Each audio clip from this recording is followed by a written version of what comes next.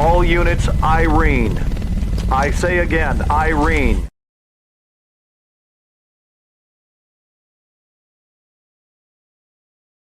The November issue of Exceptional Parent magazine has two themes: financial information and parenting more than one child with disabilities. Read all for free at www.epmagazine.com. Follow EP Magazine on Facebook, Exceptional Parent Mag, and on Instagram and X at EPMZine. Monotony. It comes in all shapes and sizes. Dull, tedious, just plain boring. But what is this? A contender, perhaps? Something unboring by the looks of it.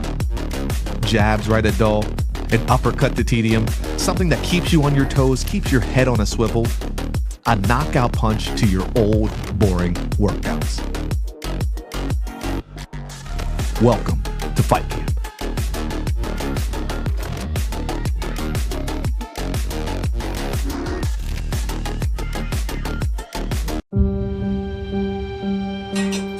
Am I under arrest? You've assaulted an innocent man in front of his wife and baby girl. Do you remember any of that? Does the defendant have any priors? Resisting arrest, DUI, assault. My client has been awarded a Purple Heart and a Bronze Star Medal for his combat service. I'm ordering you to undergo a 60-day outpatient rehabilitation program. Good luck. Nah, I'm not doing that. Do you know what the VA's put me through? If you have a brain in your head, you're going to listen to me right now. Because the next time you try to provoke a lethal response from law enforcement, you might not have an angel sitting on your shoulder. The courts think that you're gonna fix me. I hate to disappoint you, but I can't fix you. That's your job, not mine. Did you know that your father got out? He's a dangerous man, Calvin. Be careful.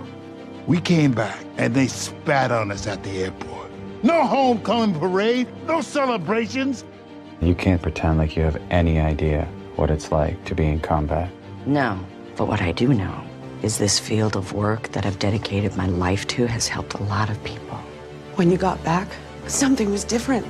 It wasn't that you'd changed. You'd been replaced. You lose your morality when you go to war. And the hard part is coming back to a civilian society that doesn't have any idea what's going on in your head. It's hard to believe my enemy is the man I used to be. I bet you wonder, where's my tribe? And I ain't talking about no friendship neither. I'm talking about brotherhood. What is it that you truly want, Calvin? I just want to wake up in the morning and feel something. My pain is relative, son. Sometimes we gotta fall apart to find ourselves all over again.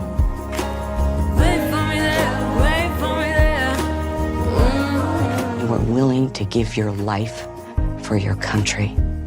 Now maybe you can try living for it. What are you feeding this guy? Look at this. What do you want? I did 4 tours. Of the Cheesecake Factory. Oh! Okay. Little spicy, little spicy.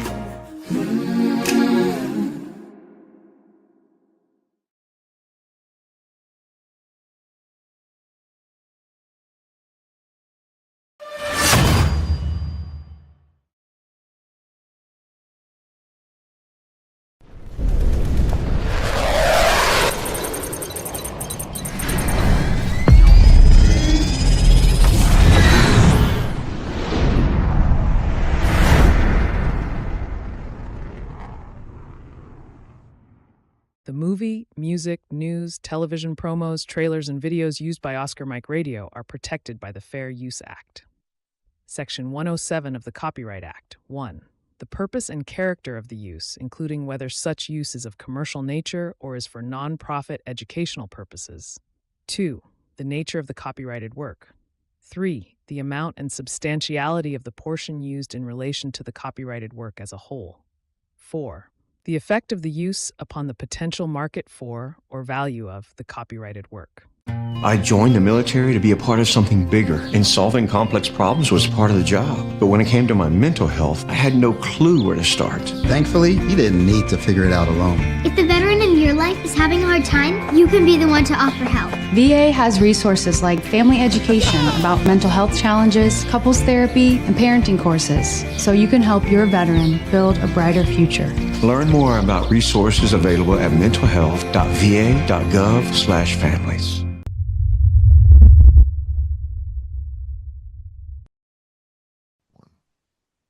Hello and welcome again to Oscar Mike Radio. My name is Travis, Marine Corps veteran and your host.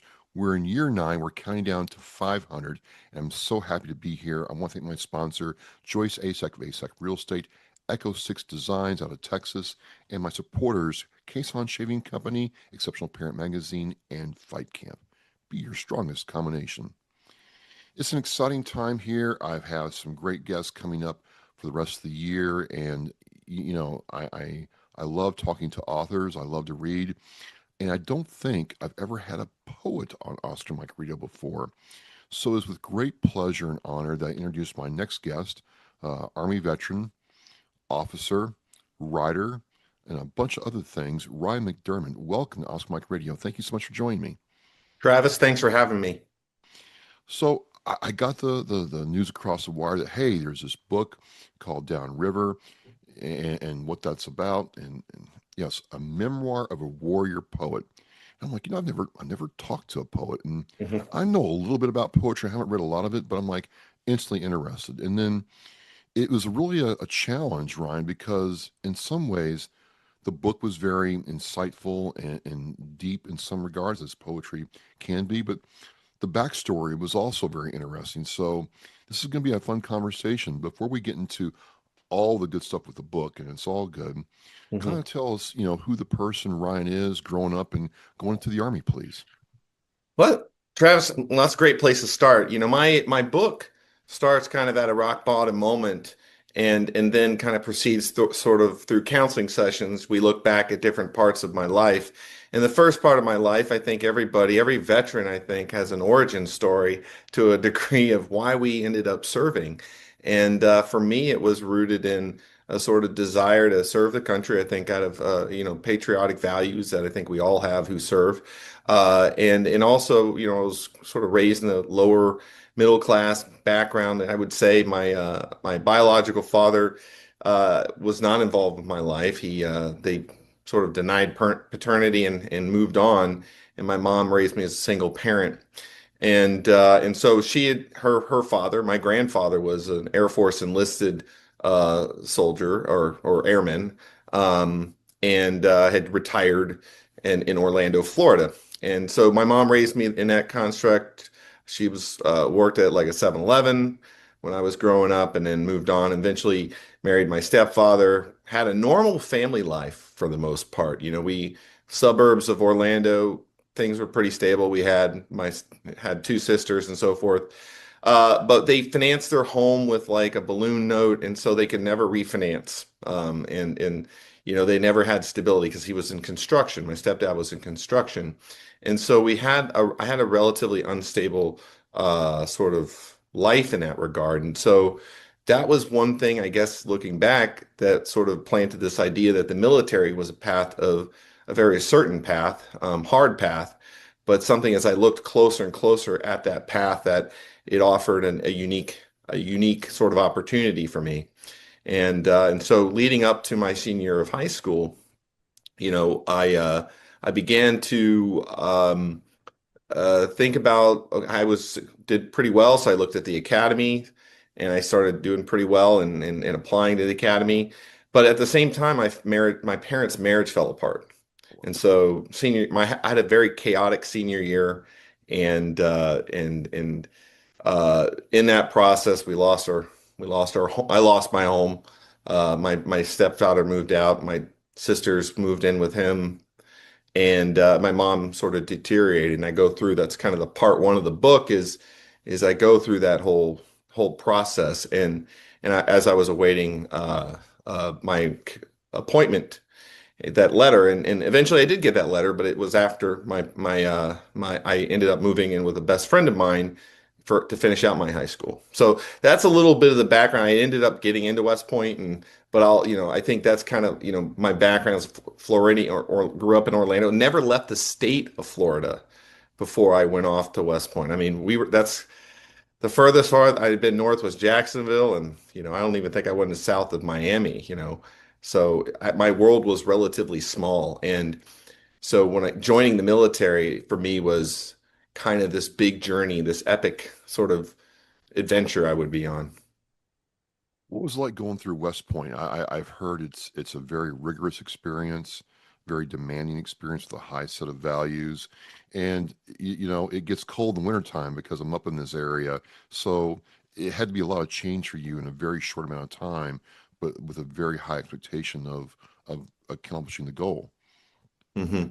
Yeah, when I was applying, it was like this mythical place that I didn't even know where it was. It's an hour north of New York City. I didn't know that when I was sort of first started out, and I had never been there before I got there. So when I showed up off a bus and I'm getting yelled at by people, it's sort of a stressful thing. The 4 years at West Point are very structured, so very demanding on your time. You're in class. Academics are very rigid. There's not a lot of time for social activity, frankly speaking.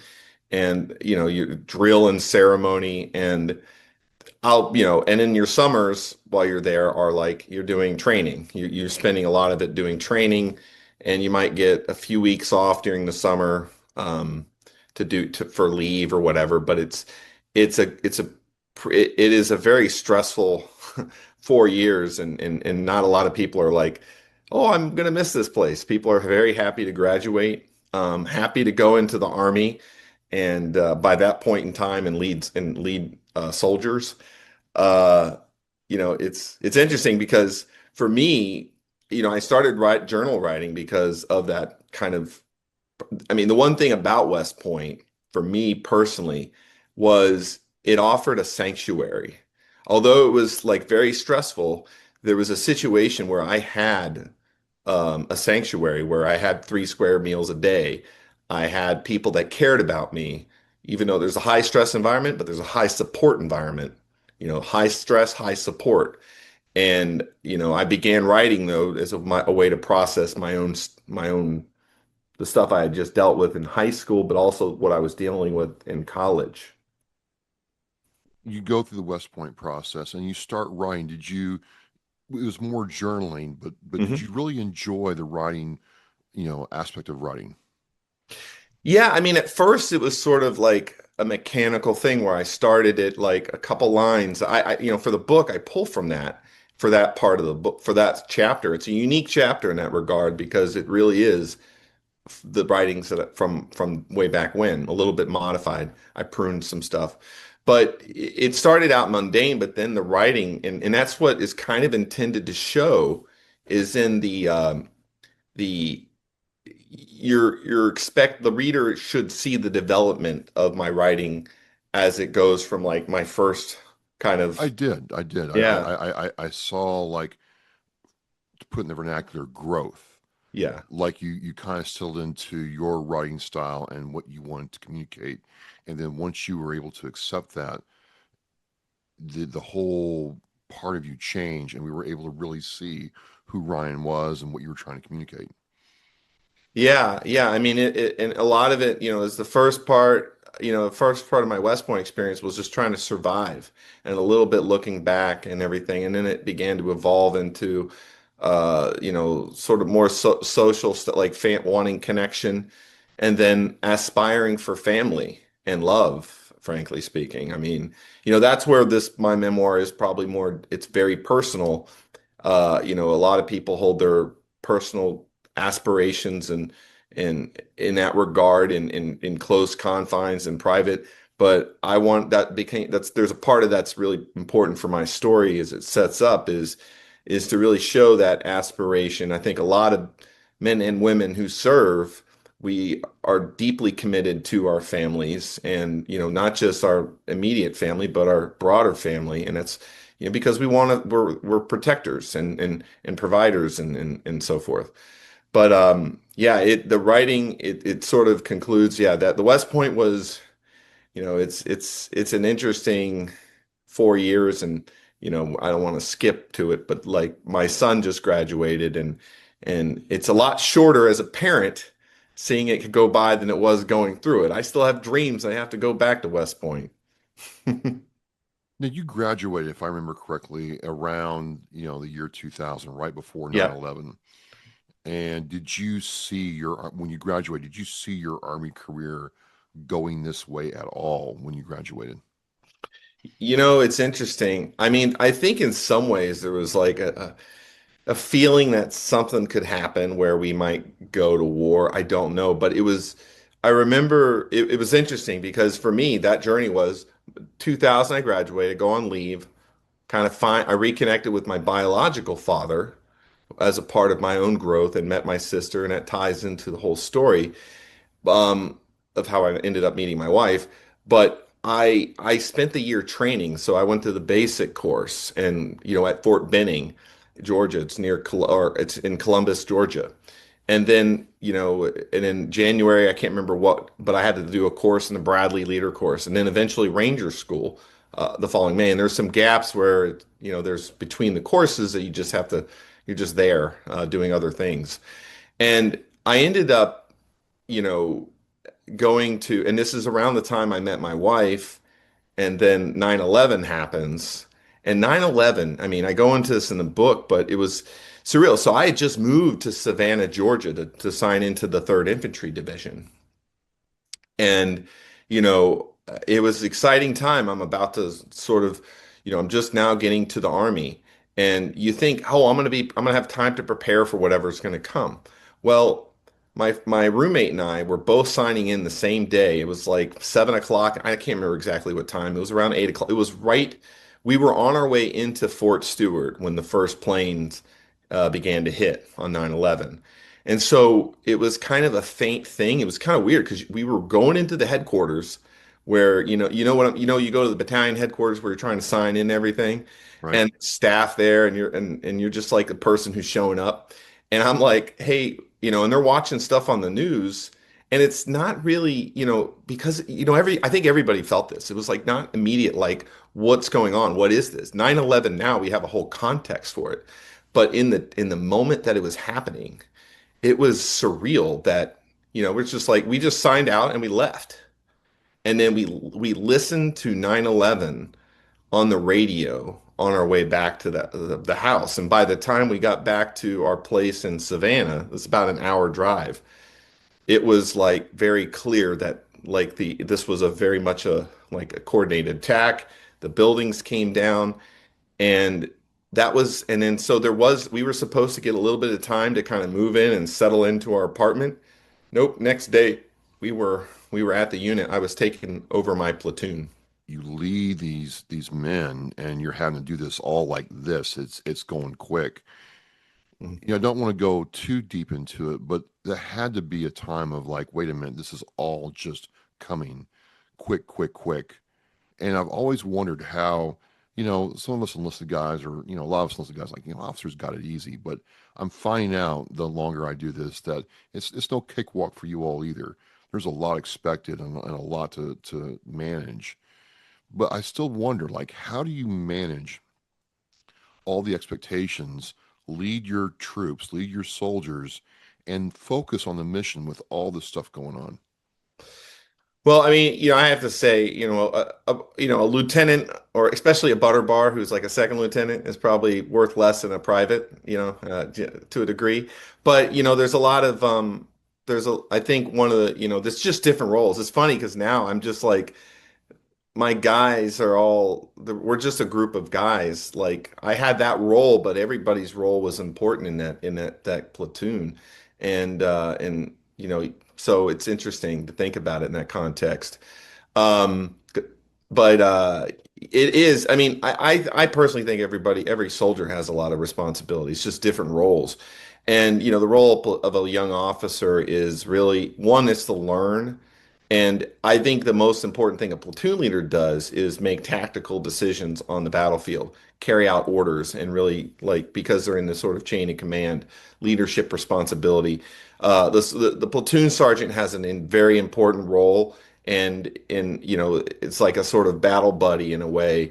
of, for the execution. And in a mechanized unit too, it's also different because you're dealing with tank, sort of Bradley commanders slash tank commanders, and those are the primary maneuver things. So you got a battle buddy who you're working with, and sections and so forth.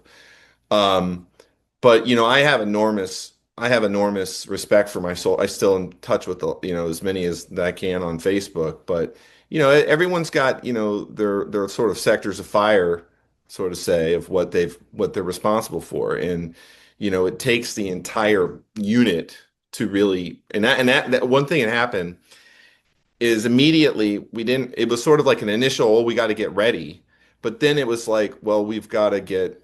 We'll see how things go. So we ended up kind of getting ramped up, like get ready, but then it was like more we weren't like any immediate pipeline for Afghanistan.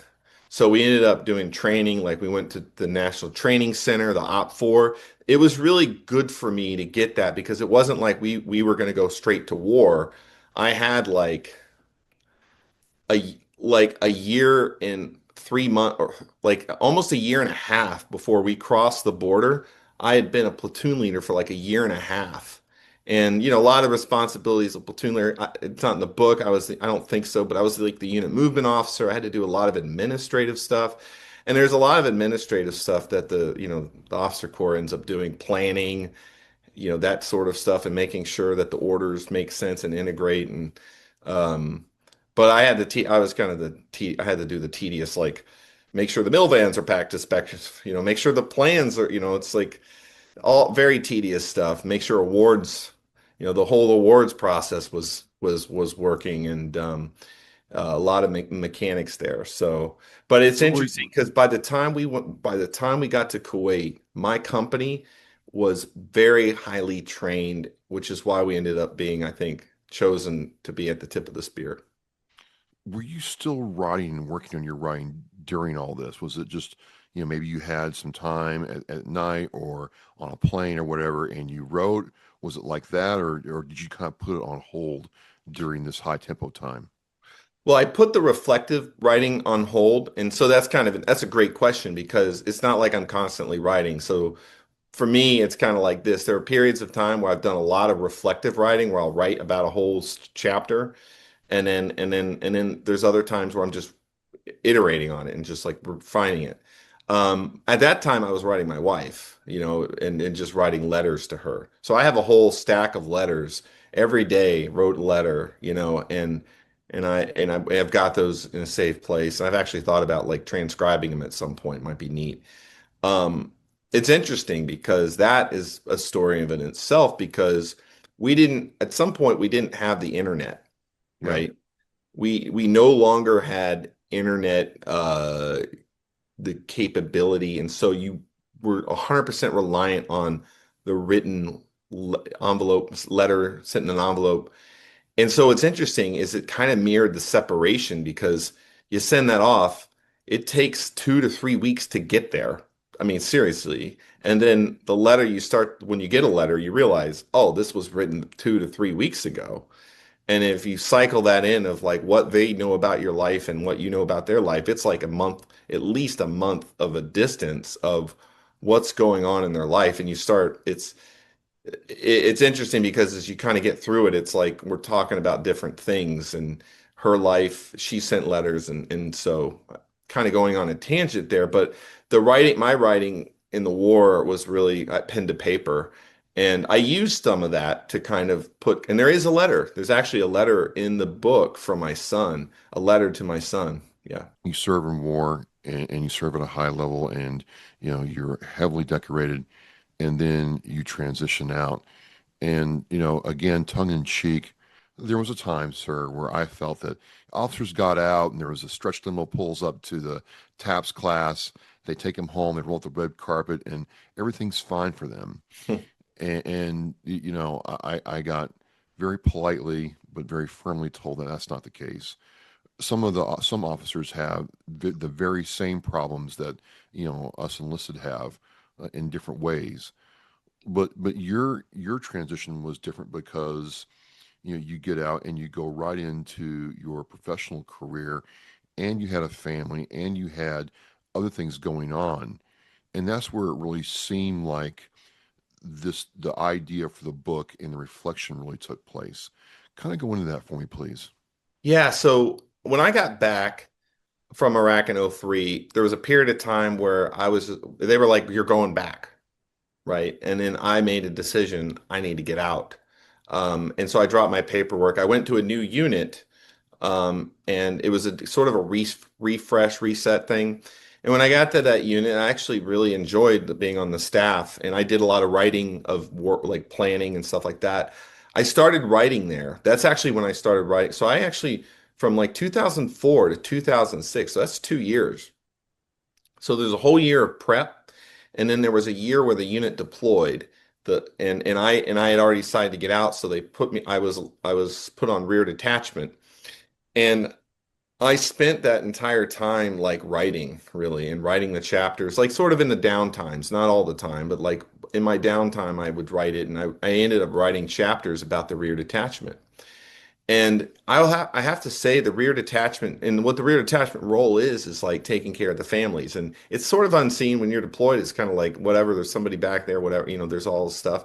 But it's there's soldiers who are assigned to the family readiness groups to make sure that the families are connected, with to the military. And it evolved even after I left. And so there was a whole year I was on that detail where we had to, any time of the day I could get a call saying, "Hey, we've got casualties." And I'll remember it was near the end of February when I got that call and it was early on in that deployment in 2006 where I got that call, and then I was told we had 2 casualties. And there's a period of time where I know information that the family members don't even know, and nobody knows, and I have to keep it quiet. I can't even really let my wife know. And it's hard. And so then you go, there's a whole process by which, the family is let known. We invite them to come to the Fort Stewart for a ceremony. And there's a whole process. We welcome them and help them grieve, because we were grieving. We were grieving for the loss of Minsu Choi and Landon Giles, our two heroes we lost that year. And so that affected some of my writing. I wrote about that as well before. And during this process, I was applying to business school and then going to business. And then I eventually went to business school. So I used that as a transition year to move to business school. And I did 2 years of business school at University of Virginia, the Darden School of Business. And I had to finance it with loans. I did not come up with. Just curious, what drew you to business Hmm? post infantry, mobile infantry type work? What drew you to business? Well, kind of the challenge. Well, I was attracted to the idea of going into a challenge, like a very rigorous, challenging environment, which investment banking was like kind of the thing I was interested in doing. And I'd done Ranger School and all that, and there's an intensity about it. And so, but in my undergrad, I majored in economics and it was interested in that world. And there's also this aspect of, when I was a kid growing up, like those forces just seemed so distant, in like a distant galaxy to me. And it was sort of like this aspirational, like, I wonder what that world is like, and I wonder what I could learn from it and experience it. And so when I got to business school, I started looking at that path more seriously. It offers the potential for like signing bonuses, which I needed to kind of get through my second year of business school, because I didn't have like parents to pay for it. I took it, and they didn't have the post 9/11 GI Bill like finalized at that point. Right. So I had to like take out loans to pay for it, which and it was we had a family of 5 at this point. So we had 2, and then right before I started business school, we had our 3rd child. Well, you talk about your family a lot in the book, and as a father and a parent, there's a lot that you don't say that comes through, and you talk about the toll and how your wife had to hold her part together and how you were trying to go through business school and keep focused on that because you were trying to build a better life for your family. And it was a really, tough balance between you two. And it was really, don't think it's the wrong way. It was really refreshing to read that because sometimes it's glossed over and we just got through it and, we just made it work. But I think your story, the way you did it in your book, really, hey, I wouldn't be here without my wife. And yes, we had some hard times. Why did you choose to share those hard times in that way? Because some people do, but most people wouldn't have. Yeah, no, it's interesting. So there's, how there's one this in a practical way. I just have to say with Lucy, I I felt a challenge of like how much do I talk about, her. There was like a literary critic that said, hey, we want to know more about Lucy and everything like that. And the thing is, Lucy does not want everything sort of out there like necessarily, right? So there's an aspect of trying to balance the story of telling what I wanted to tell for my part of the story, illuminate how what I was experiencing was causing stress in her life and also something, like feeding that, the overall the challenging situation, right? But also respecting, the privacy of people in the story. There is that thing of like trying to make sure that there's some level of comfort with it. But that kind of gets to the purpose of writing this, and why I put this out there is, there's soldier veterans commit suicide. There's a lot of people that, and I think one of the purpose of telling the story in a real way where I kind of go into some of the problems we had has to do about everyone has problems. Everyone has challenges. I mean, even very fortunate people have relationship issues. And it's to make people feel like, hey, I'm not alone. I had a person who I didn't know that well read the book, and then we got to be close because he told me that, I thought this was something different, but your vulnerability showed me that like, I'm kind of going through that right now. And so it's to kind of help readers. There's some people who may think they're going through it now, read it like and say, oh, you know what, I connect with some of that and I don't feel alone and kind of see that. It was really refreshing to read it because I'm like, wow, it was at that point that I really connected with the whole overreaching theme of the book, which to me, and maybe I'm wrong here, but there's a real aspect of this is downriver, water under the bridge, but this is about healing. I'm trying to understand how to heal between me and my wife, me and my children, me and my past, and then me, Ryan, in the future. That's what I really started getting out of it at the time I started reading about the relationship between you and your wife. Did you choose this theme of healing and not really redemption, but definitely reconciliation as a theme for this? Oh yeah. Oh yeah. 100%. Very, but it's interesting because the writing process it wasn't necessarily like, oh, I'm going to write this book based on this. This book, the writing part was cathartic, and then eventually what happened is, the manuscript took different themes, but then you start to see the themes as you look back, and what I was looking for, as you're talking about reconciliation, that was the ultimate aim. If you think about the quest, what's the quest? The ultimate quest base is, as you get to the very end, the poem Downriver, it kind of lays it out symbolically. This idea of, sort of analogy of life of being a river in a sense. And, the ending is like, it's really about at a minimum reconciling with my children in a way to be the father they deserve. And that is ultimately the ultimate sort of theme of reconciliation and future focused. So let's talk about the poem because I've done a little bit of writing. I wouldn't call myself a writer by trade, and I know how hard it is on a good day. But I have tried dabbling in poetry before, and I have a new respect for people who do it. But it takes focus, work, and effort. What drew you to poetry versus, say, just writing a narrative about saying, hey, this is where I'm at and this is what I want you to feel? Why did you choose poetry? Well, I think poetry chose me, in that So no, I'll kind of get into that because, um, you know, practically speaking, I never considered the form until I was in West Point. We took a class where we had to recite poetry, actually, St. Crispin's speech, and a lot of, sort of Shakespeare type writing. And you had to write your own poem. So I wrote like a poem, very simplistic. It's in there. It's like a basic, like, okay, got it. And then what for me, where poetry sort of chose me is it came from a form of a sort of how do I translate emotion? And you see that in the West Point chapter is I had like an example, I had emotion about my father, my absent father. And there's a poem about that.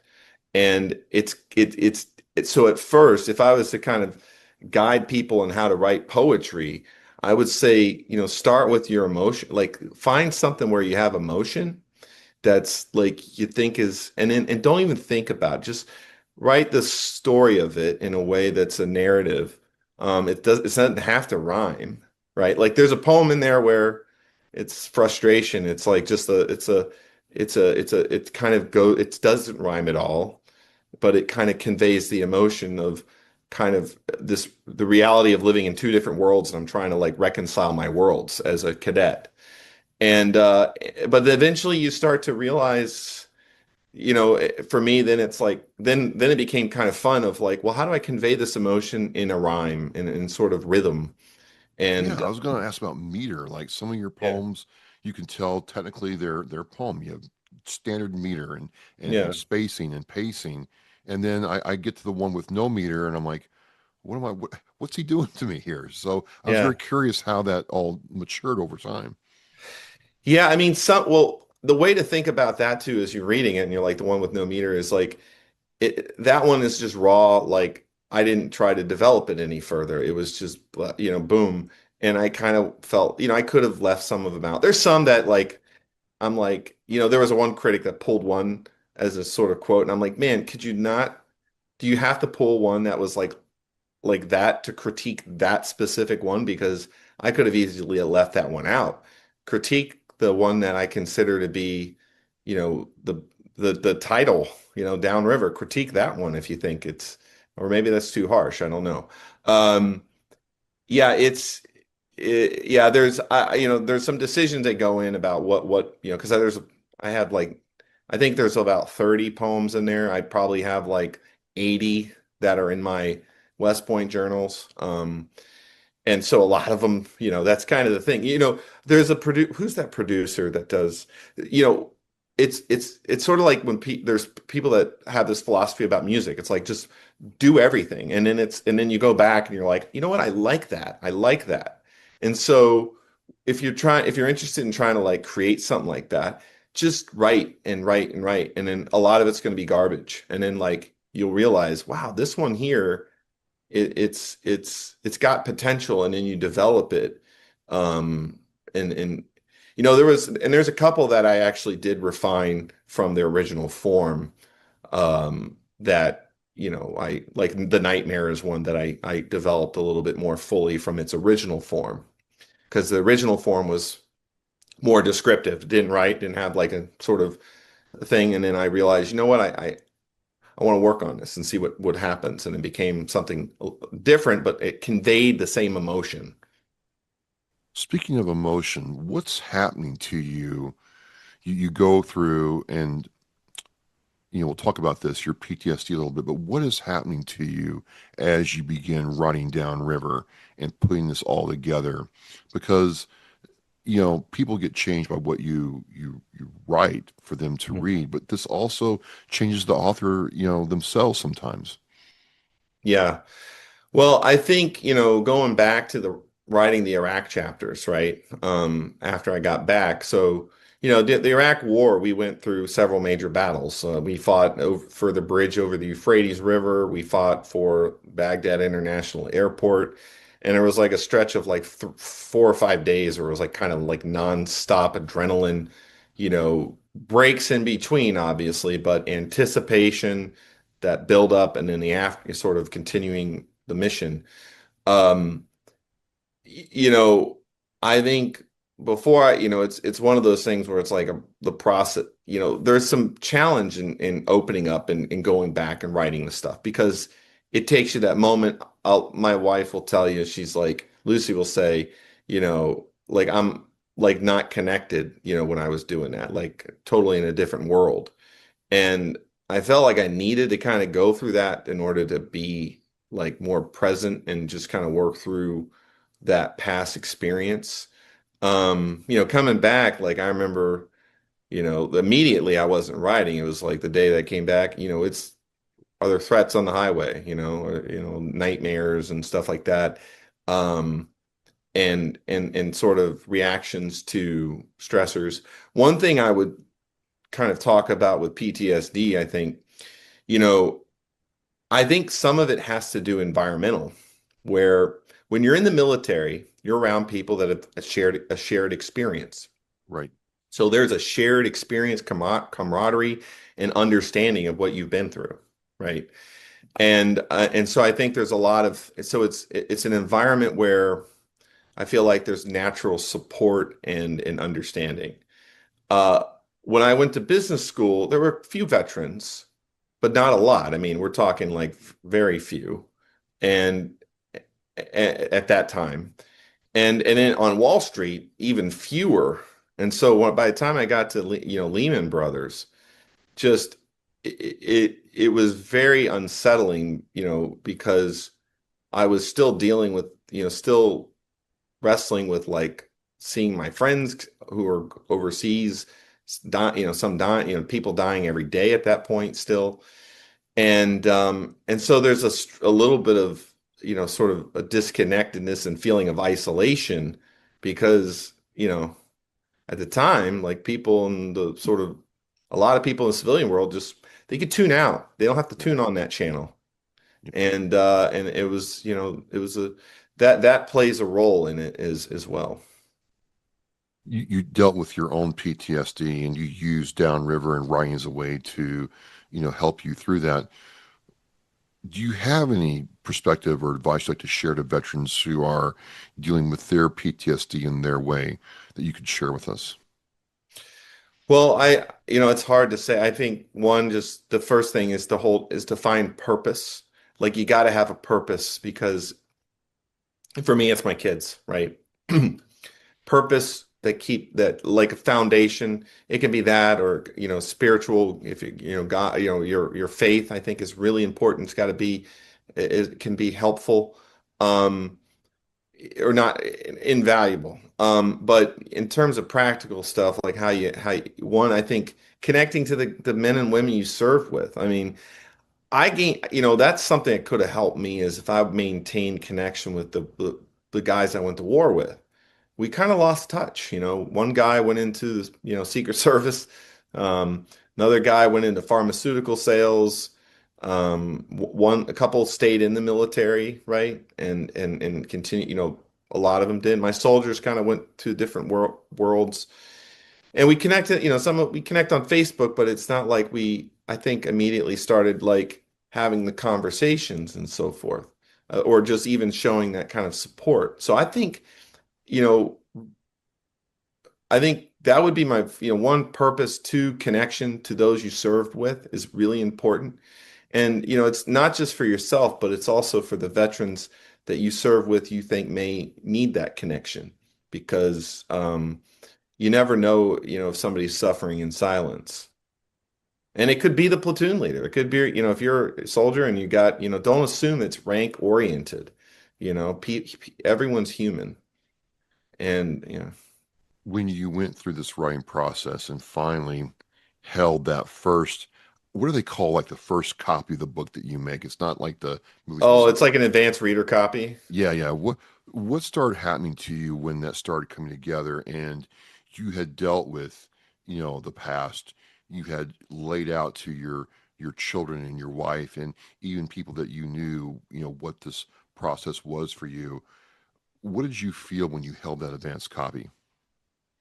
Well, it was certainly a significant moment. I've got it. I've got one here. I numbered it number one of the advanced reader copies because it's unique because it doesn't have some of the advanced praise quotes. That's kind of the point of it. So those to go in later. General Petraeus was one of the people that provided an advanced praise quote.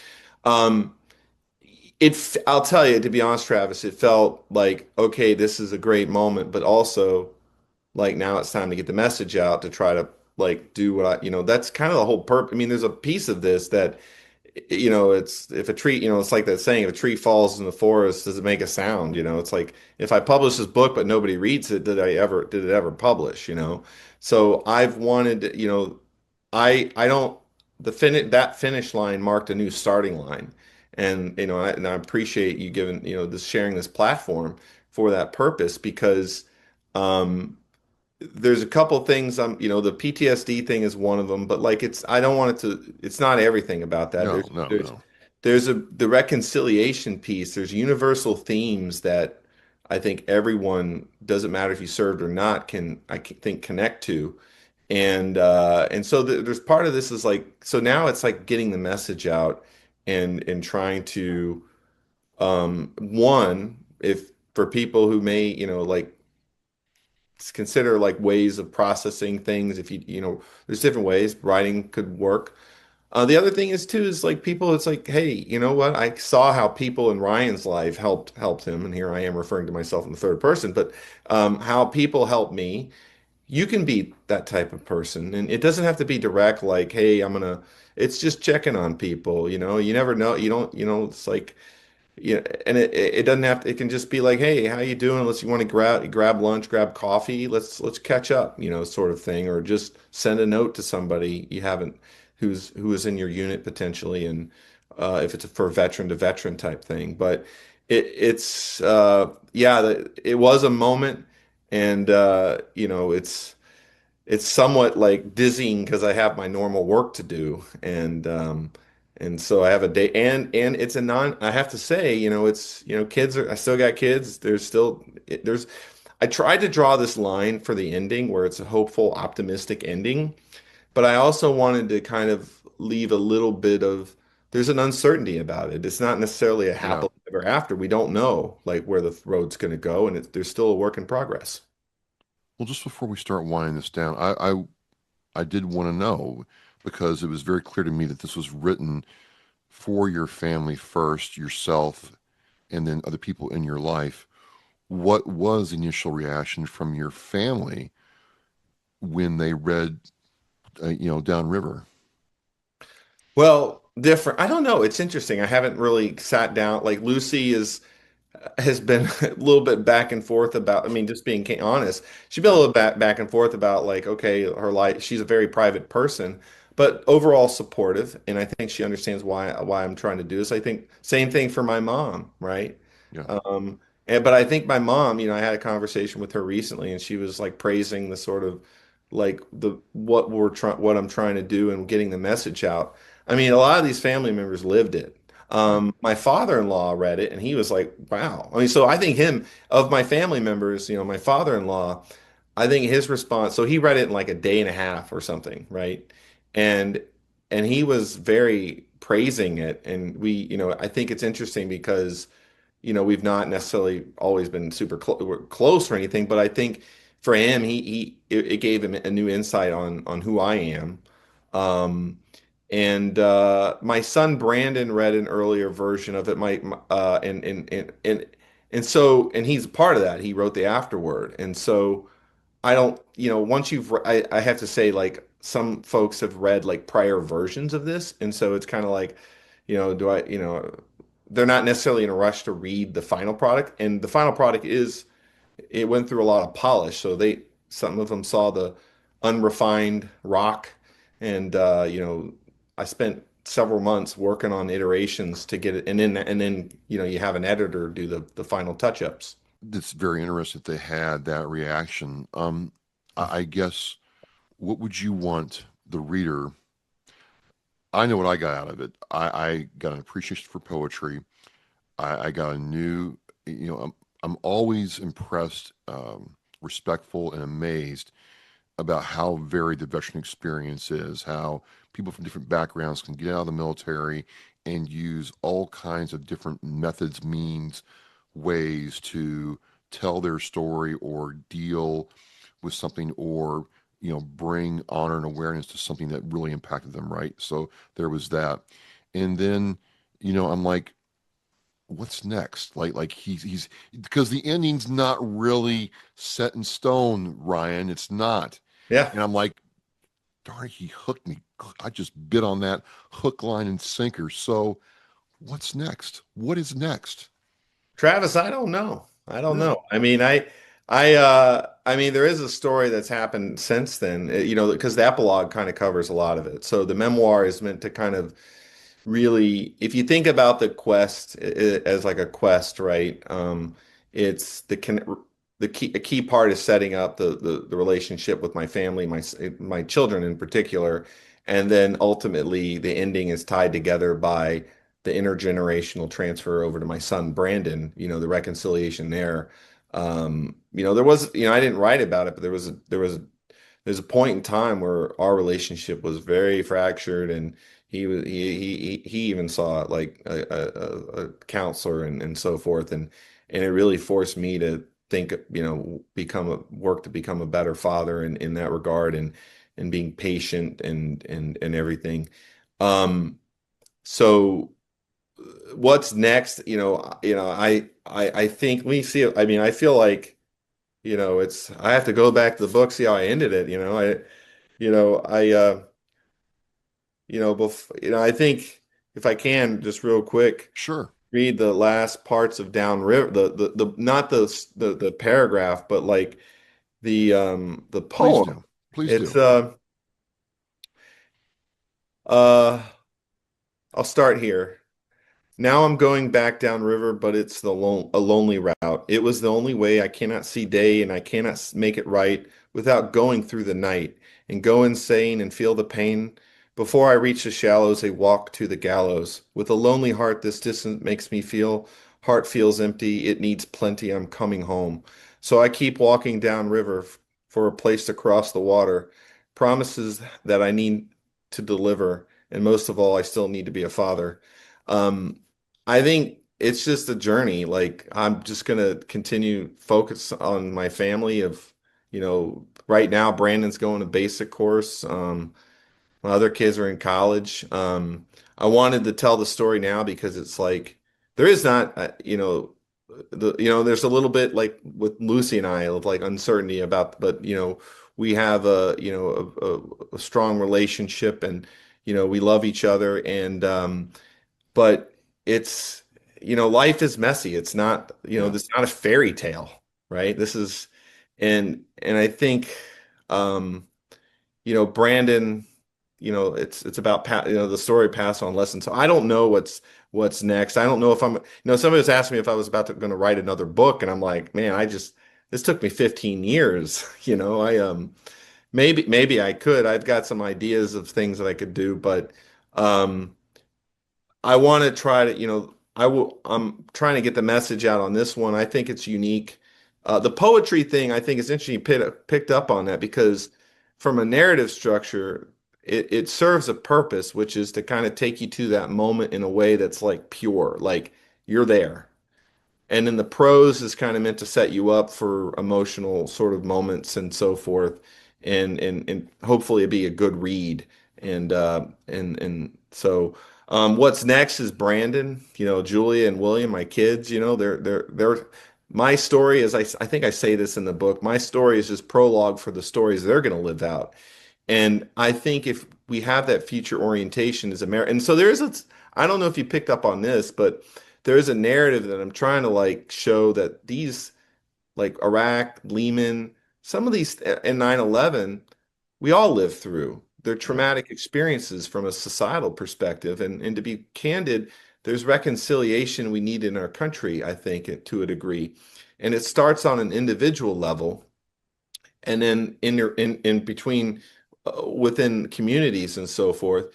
And I think part of my story is that we have to reconcile the past enough to really be focused on the future. And the future, as represented by my children, especially with Lucy, is really what bonded us strong together, is that common purpose of making a better life for our children is what unites us. As a father, I'm just, like I said, I really resonated with that aspect of the book. No parent is perfect. I'm certainly not, but I think, you give hope that you can one day, if you have that situation with your children, you can, reconcile and be stronger. The aspect of your life partner, your wife, as a teammate, as she's in a gunfight with you and there with you, really came through. Regardless if you write again or not, I was really pleased and honored to read this book. And how can people? You're trying to get it out there. How do they get this? And is it just on Amazon, or is there other places? Do you have signed copies? Well, Travis, that's a great point. I have the ability to do signed copies, I think, but I haven't sort of set up a mechanism to do that. Yeah. I would say right now, probably the best thing, Facebook. I have a Downriver Memoir of a Warrior Poet page. You can follow me there. I also have a Downriver Memoir website. You can look up, search my name, Ryan McDermott, in the title of the book. But if they want to buy they want to just buy the book, Amazon, Barnes & Noble, it's on all online retailers. I did this independent route, so I'm not necessarily in all the bookstores, but most people buy books online anyway.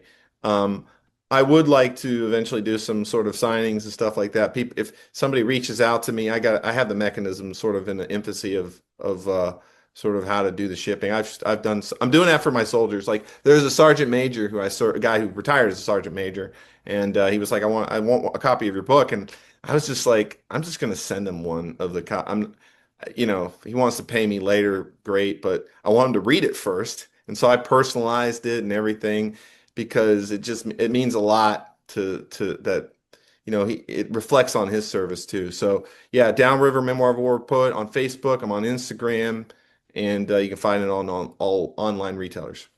Well, I will have the links to the Facebook page. I have the link to your website where it has you and the book, and an Amazon link in the Awesome Mike Radio show post.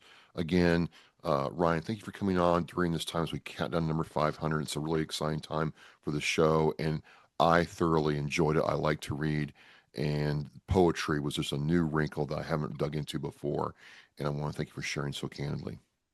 Travis, thanks for having me on. Really appreciate it. There you go, folks. My guest, U.S. Army veteran Ryan McDermott, in the financial services now, author, father, husband. Check it out here on Ask Mike Radio. As we say in Ask Mike Radio, we are mission in flight. We'll see you next time.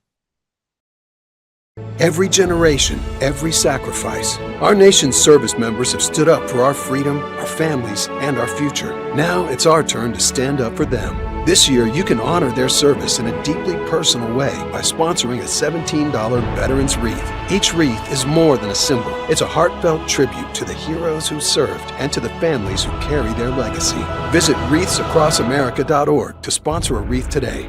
This isn't just a wreath. It's a personal gift to an American hero.